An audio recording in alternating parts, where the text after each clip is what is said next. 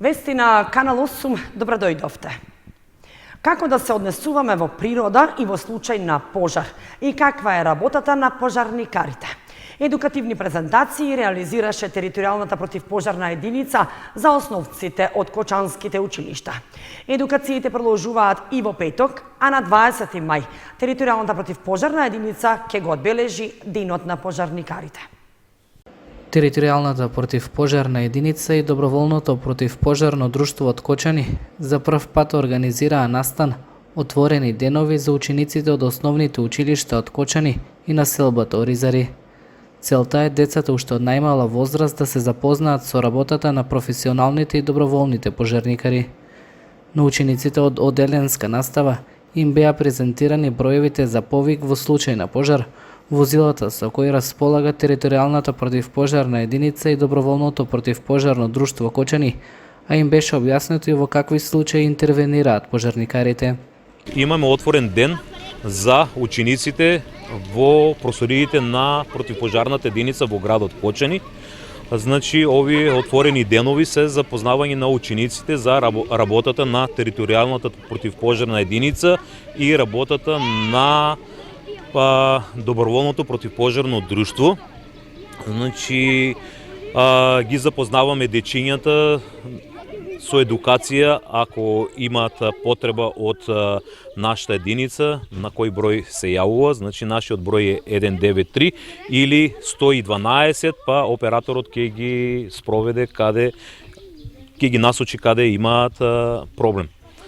Дечињата се од претежно се мали дечиња од основните училишта, значи денес имавме ученици од Раде Кратовче, од Малина Попиванова и од училиштето од Оризари.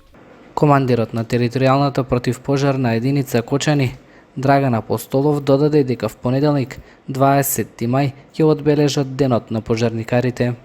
Значи, во понеделник го одбележуваме Денот на пожарникарите, 20 мај, кој ќе го обележиме со едно дефиле, да ги обавестам и граѓаните дека околу 9 часот ќе имаме дефиле со наши возила, ќе имаме едно дефиле низ градот со кратки сирени за да го одбележиме и прославиме Денот на пожарникарите на градот Кочани и во Македонија. На настанот што ќе се одржи в понеделник во кругот на територијалната противпожарна единица Кочани, предвидено е доделување на награди на најдобрите професионални и доброволни пожарникари. Локалната самоуправа на Виница реализира постапка за набавка на електрична енергија за наредниот 12-месечен период. Според анализата од досегашната потрошувачка се проценува дека во наредниот едногодишен период би биле потребни околу 530 мегават часови струја. При тоа не е определена проценетата вредност на набавката, но наведено е дека во скапата тарифа се планирани 200, а во ефтината 330 мегавати. Во списокот на електрични броила за кои потрошената струја се плаќа од буџетот, влегуваат околу 170 мерни места од јавното осветлување во градот и населените места. Со оглед на актуелните цени на 1 мегават електрична енергија на пазарот, крајната сума што ќе се плати ќе зависи и од потрошувачката. Рокот на јавниот повик за набавка на потребните количини електрична енергија веќе тече, а пријавувањето на заинтересираните снабдувачи е до 20 мај. Според проценката во техничката спецификација на набавката, најголем дел од парите за набавка на електрична енергија ќе бидат потрошени за јавното осветлување. При тоа, поголема потрошувачка е планирана за периодот во есенските и зимските месеци. Во мизерни услови, во мала куќичка која секој момент може да се распадне, со кров кој тече при секој дожд, без купатило и без храна. Во такви услови живее 45-годишниот Сане Трајчов од село Бели, со кој што судбината си поиграла и уште од мал останал сирак, без родители. Бара помош од хуманите граѓани. 45-годишниот Сане Трајчов од село Бели живее сам во мала распадната куќа, со скршен кров преку кој влегува вода при секој дожд и со напукнати ѕидови, кои во секој момент може да се срушат. Нема дрва за огрев, во зима живее на ладно, смрзнува и често е гладен. Боледува од епилепсија и психичко пореметување, а од мал останал и сирак. Живее тешко, сиромашно, без доволно средства за храна и лекови. Пред неколку години во градот бил претепан и ограбен, а морал да плати и судски трошоци, за кои подигнал кредит кој се уште го плаќа. Неспособен е да работи, зема 5000 денари социјална помош, но половината ја дава за кредит. Не може да побара помош од своите блиски, бидејќи знае дека немаат ниту за себе, па гладува со денови. Понекогаш купува ефтин леп кој го продаваат за кучињата и го натопува со вода за да не умре од глад. Единствено го спасува вербата во Бога, зашто често ја посетува црквата. Трајчов ги замолува хуманите граѓани да донираат храна, облека, градежни материјали, брашно и дрва. Куќето ми во распаѓање. А те тука многу е лошо состојбото, па кој може по куманост. Како може со материјал да се добие нешто, ако може, ако не, па тоа е тоа, оти многу е под лошо состојбото. Јас взимам пари таму социјално некои, ама ете, па, имам заклавки многу тука и извршители тоа, но фана, имам многу пари за давање. Најважно е кујкичката да се спрема, да се поправи, па другото колку има. Хуманите граѓани може да донираат помош за сане на неговата жиросметка во ТТК банка.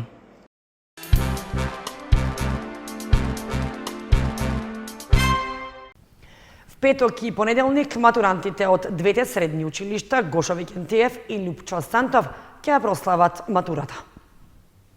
За матурантите учебната 2024-2025 година е во фаза на завршување.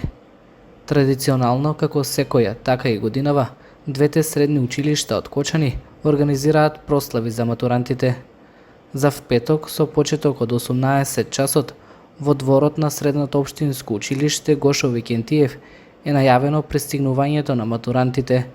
Потоа со класните раководители ќе го одржат последниот класен час, а дел од агендата и дефиле во паркот на Револуцијата.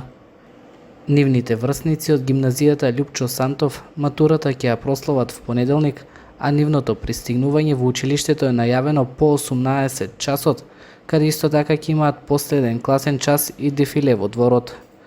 Матурантите и годинава, завршетокот на средното образование ќе го прослават во рестораните во Кочани, каде е предвидена забава до раните утрински часови. Потоа на почетокот на идниот месец им престои полагање на државна матура, што за прв пат од оваа година треба да се одржи во поголемите сали и холови. Учениците кои во јунската сесија нема да ја положат државната матура, ќе имаат можност да се пријават за августовската сесија, кога двата екстерни испита ќе се полагаат на 12 и 14 август. На 1 и 2 јуни планинарскиот спортски клуб Осогово со повеќе спортски настани на Пониква ќе одбележи 20 години од постоењето. Планинарскиот спортски клуб Осогово од Кочани годинава го прославува 20-тиот роден ден. Со цел одбележување на јубилејот на туристичкиот локалитет Пониква на почетокот од следниот месец, односно на 1 и 2 јуни, ќе се реализираат повеќе настани со спортски активности. За прославата има најавено присуство на повеќе спортски клубови од Македонија и од соседните држави. Првиот ден ќе се изврши приемот на гостите, потоа планинарите ќе бидат информирани за настаните што следат, а ќе добијат пакет со стартен број за трките. Истиот ден во вечерните часови е предвидено забава со диџеј. Следниот ден активностите почнуваат во 9 часот наутро, при што домакините ќе го отворат настанот и ќе ги презентираат постигнатите резултати и идните планови на клубот. Потоа дел од агендата е стартот на првата трка од 9 километри, која ќе почне од паркингот пред Министерството за внатрешни работи до врвот Панаѓур. За вториот ден од прославата се предвидени повеќе создржини, а завршниот настан ќе биде доделување награди и признанија. Од планинарскиот спортски клуб Осогово додадоа дека идејата на настанот е да се препознае важноста за промоција на нашиот град.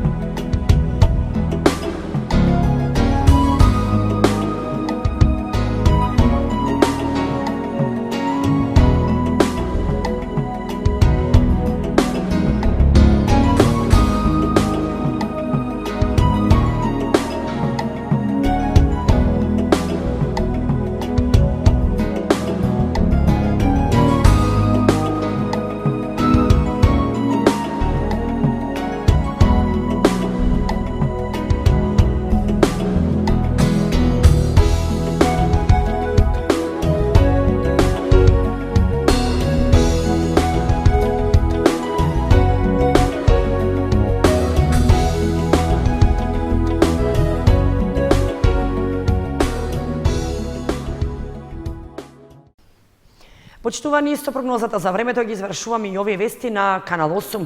Останете понатаму со нашата програма. Дојдување.